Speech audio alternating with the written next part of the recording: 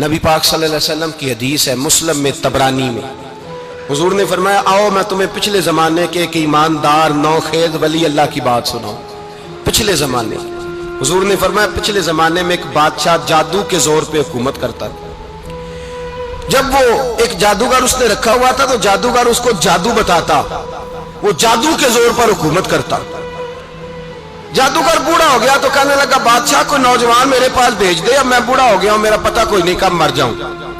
ایک نوجوان کی ڈیوٹی لگائی، بڑا زیرک سمجھدار، اپنے رعایا میں سے چن کے جو ذہین فطرت مزاج بچہ تھا وہ اس نے لگایا۔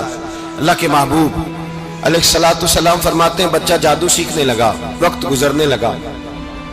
بچہ جب جادو سیکھنے جاتا تو رستے میں ایک راہب بھی تھا جو انجیل جانتا تھا، وہ اللہ اللہ سکھاتا، لوگوں کو حضرت عیسیٰ علیہ السلام کی تعلیمات سے آگاہ کرتا۔ اس نے دیکھا کہ یہاں بھی لوگ اکٹھے ہیں تو وہ بچہ اس راہب کے پاس بھی اٹھنے بیٹھنے لگا۔ اب جب اس کے ساتھ اس کی گفتگو بڑھنے لگی تو اس کو باتوں میں لذت آنے لگی۔ اس نے راہب نے پوچھا کہ تو کون ہے اور کس طرح سے آیا ہے، کیا تیرا معاملہ ہے؟ اس نے کہا جی میں جادو سیکھنے جاتا ہوں، آپ کی باتیں مجھے بڑی اچھی لگتی ہیں۔ اس نے کہا دین سیکھ، جادو سیکھنے والے کافر ہو جاتے ہیں، قرآن و حدیث سیکھنے والوں کو اللہ کامل ایمان عطا فرماتا ہے۔ فرمایا یہ سیکھ۔ بچہ بیٹھنے لگا، اس کے پاس آنے لگا، باتیں دل میں گھر کرنے لگی۔ ایک وقت آیا کہ مسلمان ہو گیا، اور مسلمان کیسے ہوا؟ بچہ کہتا ہے میں تجربہ کر کے ہوا۔ اب میں تھوڑا سا وقت جادوگر کے پاس بھی جاتا اور باقی سارا وقت وہاں بیٹھتا۔ میں ایک دن جا رہا تھا تو رستے میں اژدہا تھا، بہت بڑا سانپ تھا، رستہ روک کے کھڑا تھا۔ یہ حضور نے بیان کی حدیث۔ نبی پاک صلی اللہ علیہ وسلم فرماتے ہیں بچہ کہتا ہے کہ رستے کے اندر سانپ ہے، رستے بند ہے، لوگ چھتوں درختوں پہ چڑھے، ہراش ہے۔ کہتے چھوٹا سا روڑا میں نے اٹھایا تو میں نے کہا اللہ اگر جادوگر سچا ہے تو اسے مار دے۔ چھوٹا سا روڑا میں نے پھینکا، اژدہا کوئی نہ مرا۔ پھر چھوٹا روڑا اٹھایا، میں نے کہا اللہ اگر وہ عالم سچا ہے تو اسے مار دے۔ اب جب میں نے روڑا مارا تو اژدہا مر گیا۔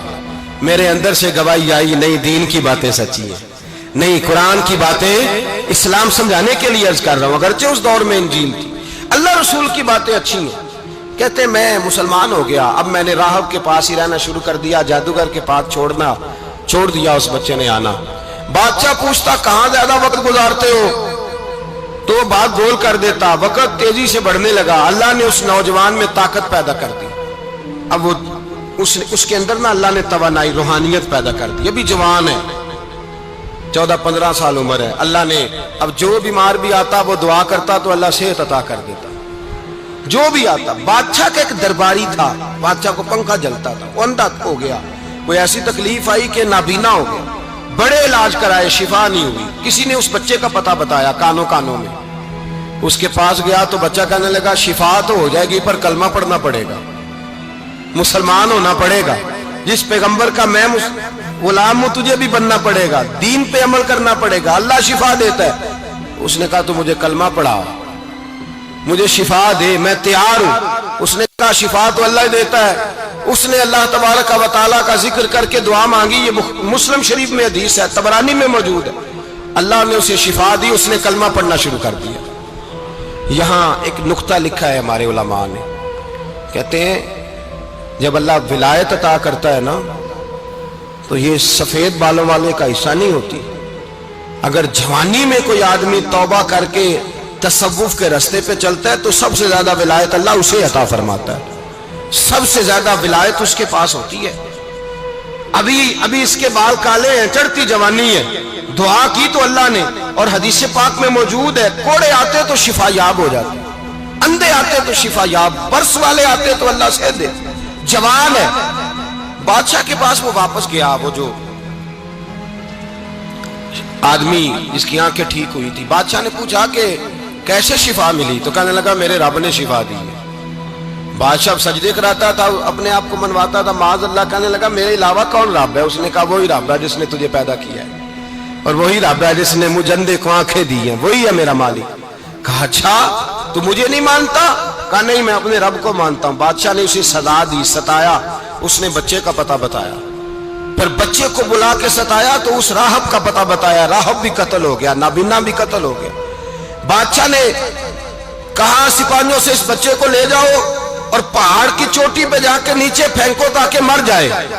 بچہ پہاڑ کی چوٹی پہ گیا تو ہاتھ اٹھا کے کہنے لگا یا اللہ میرے لیے نہیں اپنے لیے، میرے لیے نہیں اپنے لیے انہیں اپنی قدرت کے جلوے دکھا.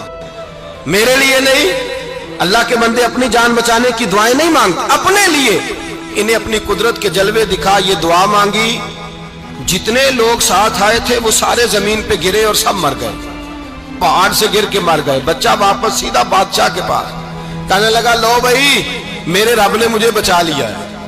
جوان کا ایمان دیکھو، میرے رب نے مجھے، بولو میرے اللہ نے مجھے ایمان کی گواہی دے رہا ہے، میں بچ گیا ہوں، تو جھوٹا ہے میرا رب سچا ہے. اس نے کہا لے جاؤ اس کو دریا میں، کشتی میں بٹھاؤ، بیچ دریا کے جا کے دھکا دے دو. بیٹھے کشتی میں، دریا کے بیچ گئے، اور جب جا کے وہاں اس کو دھکا دینے لگے تو اس نے کہا اللہ میرے لیے نہیں اپنے لیے انہیں اپنی قدرت کے جلوے دکھا. بس ایک طوفان سا آیا، جتنے سپاہی ساتھ آئے تھے ڈوب کے مر گئے. وہ بچہ اٹھا اور سیدھا پھر بادشاہ کے پاس، اسی کے پاس کہنے لگا لو بھائی میرے رب نے مجھے بچا لیا ہے، تیرے پاس آیا ہوں. وہ کہنے لگا تو کیا مصیبت میرے گلے پڑ گئی ہے، کیسے جان چھوٹے گی؟ تو بچہ کہنے لگا اگر تو مجھے باندھے درخت کے ساتھ اور سارے ملک کو بلائے، لوگوں اکٹھا کرے، پھر تو مجھے تیر مارنا، میں تجھے بتاؤں گا کیسے مارنا ہے، میں مر جاؤں گا. اللہ کا بندہ نوجوان ایمان دیکھو، مرنے کے طریقے بتا رہا ہے، میں تجھے بتاؤں گا میں کیسے مروں گا. یہ بات کہی، بادشاہ نے سارا مجمع جمع کیا، ملک سارا باہر آ گیا، درخت کے ساتھ باندھ دیا. کہنے لگا بھائی لوگوں یہ مجھے مارنا چاہتا تھا، مار نہیں سکا، اب میں اسے بتانے لگا ہوں کہ میں کیسے مروں گا. اسے کہو جب تیر مارے تو ساتھ میرے رب کا نام بھی لے، میں اپنے رب کے نام پہ جان دوں گا، ایمان کی پختگی میں اللہ کے نام پر جان دوں گا. اسے کہو رب کے نام پہ مارے، مر جاؤں گا. بادشاہ نے اللہ کہہ کے تیر مارا، پیشانی میں لگا، بچے کی روح پرواز کر گئی. جتنا مجمع کھڑا تھا سارا کلمہ پڑھ کے مسلمان ہو گئے، سارے مسلمان ہو گئے سارے. میرے رسول پاک سید عالم صلی اللہ علیہ وسلم نے نوجوانوں کو بتایا جب تمہارے اندر ایمان کی قوت آئے گی تو اللہ تمہاری مدد کرے گا. فرمایا وہ نوخیز ولی تھا، ابھی جوان رانا تھا، ابھی اس کی پیشانی پر جوانی کے آثار تھے، لیکن اسے اللہ کو راضی کیا، رب کریم کو راضی. ولایت کا مطلب بڑھاپا نہیں، ولایت کا مطلب وہ نہیں کہ جب بڑا لمبا وقت گزر جائے تو پھر آدمی آئے کہ نہیں اب کیا کرنا ہے، اب مسجد ہی ہے، اب تو اس کے علاوہ گزارا ہی کوئی نہیں. تو اس وقت کا آنا اللہ کی بارگاہ میں قبول تو ہے، لیکن شاباشی اسی کو ملتی ہے جو جوانی کا وقت آئے، جو عین اس وقت آئے جو وقت میرے رسول پاک علیہ السلام کے غلام عبداللہ ابن عمر، حضرت عبداللہ ابن عمر رضی اللہ تعالیٰ عنہ فرماتے ہیں کہ میں نکلا، مجھے سفر کے لیے جانا تھا، تو تھوڑی سی کھجوریں، تھوڑا سا سرکہ، ایک شہد کی بوتل، چیزیں میں نے سفر کے لیے ساتھ رکھ لی. میں جب مدینے سے باہر صحرا میں نکلا نا تو رمضان نہیں تھا، غیر رمضان تھا. میں نے ایک نوجوان کو دیکھا بکریاں چرا رہا ہے، بکریاں چرا رہا ہے. اے جوان، آپ فرماتے ہیں اس کا چہرہ بڑا نورانیت والا، گرد پڑی ہوئی پر بڑا حسین. فرماتے ہیں میں نے اس کو کہا کہ آ جاؤ کھانا کھا لو، روزے بھی نہیں تھے. کہنے لگا نہیں میں نے روزہ رکھا ہوا ہے. فرماتے ہیں میں نے کہا پتہ کروں کہ نیرا نیک ہی ہے کہ پرہیزگار بھی ہے.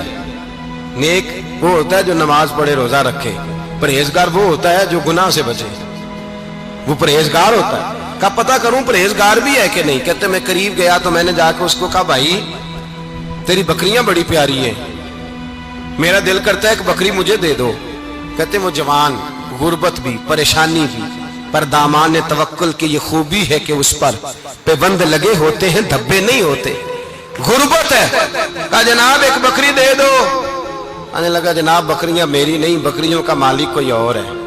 کہتے میں نے آزمانے کے لیے کہا کہ بکریوں کے مالک کو کہنا ایک بکری بھیڑیا لے گیا ہے، کہہ دینا بھیڑیا لے گیا ہے. تو کہتے اس نے میری طرف دیکھا، گرد سے اس کے بال لٹے ہوئے، آنکھوں میں روشنی، چہرے پہ اطمینان، لب و لہجے میں ایمان کی طاقت. نوجوان کہنے لگا حضور بکریوں کے مالک کو تو کہہ دوں گا بھیڑیا لے گیا ہے، جب عرش کا مالک پوچھے گا تو کیا جواب دوں گا، اللہ کو کیا جواب دوں گا. کہتے ہیں میں کانپنے لگا، اس کی بات سن کے واپس آیا، جو کام نکلا تھا وہ چھوڑا، واپس لوٹ آیا. میں نے پتہ کیا کس کا غلام ہے، پتہ چلا فلاں آدمی کا ہے. کہتے میں نے پہلے غلام خریدا، پھر پتہ کیا تیرے پاس بکریاں کتنی ہیں، اس نے کہا 400. کہتے میں نے مالک سے ساری بکریاں خریدی، پھر غلام کو بلایا، پھر وہ بکریاں تحفے میں دی، تحفے میں۔ کہنے لگا حضور یہ سارا کچھ مجھے کیسے ملا؟ میں نے کہا تیرا ایمان بڑا پختہ تھا تو میرے رب نے تجھے انعام عطا فرمایا ہے۔